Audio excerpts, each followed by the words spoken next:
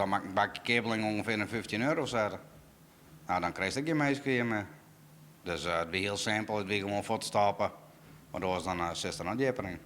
De hege energieprijzen zorgen ervoor dat een aantal ondernemers in de regio de kosten net meer opbrengen kunnen. Janko en Rianne Poelman van het Kalmer Fiskje zorgen op dit stuit echt geen oren uit meer als te stapjen met haar fiskzaak. Nou, als de eerste prijzen zoals, dan denk je van dit kan het. Dit is eigenlijk onmogelijk. En dan begint ze erachteraan te bellen en dan blijkt het wel mogelijk te wezen. Maar ja, we voelen eigenlijk een beetje stil. Ja, dus denk je van, nou, dit de komende maanden, het worden maar dan kun je wel ophouden. Ja. Maar dat besluit komt het erop deel dat sneu 20 september de laatste dag is dat het Kalmer Fiskje haar dwaren iepent. Van maandje af zal de winkel leeghellen worden. In de 2 jaar dat ze bestaan hebben ze al een grote klantenkring opgebouwd. Een van die klanten is Geert Dijkstra. Nou, ik vond het heel jammer.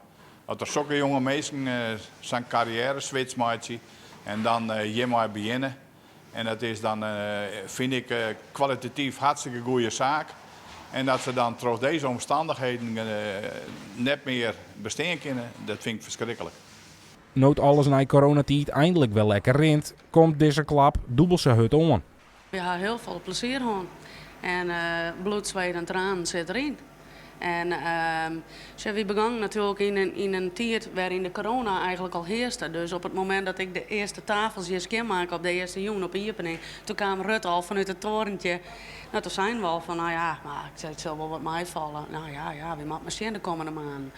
Ja, goed, dat is te boven, maar minder omzet. Mooie simmer gewoon en dan komt het. Ex-slachterij de Zwijg stapt in kwatten met de zaak.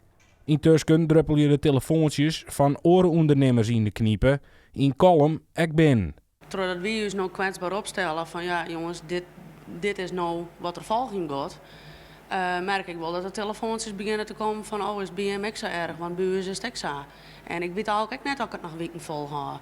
En dan hebben we het voornamelijk over speciaalzaken. Die protocollen, ovens. Ik vrees voor wat er eigenlijk nog komen gaat.